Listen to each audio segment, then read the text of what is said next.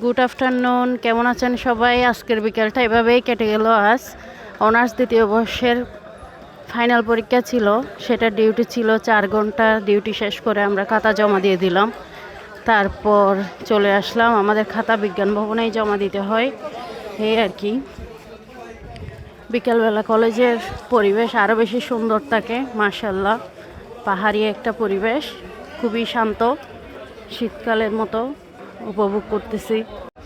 আজকে দুপুরে খেয়েছি ছোলা মুড়ি, আজকে লাঞ্চ করি নাই, তাই মামার ছোলা মুড়ি অনেক বেশি স্বাদ হয় আমাদের ক্যান্টিনের।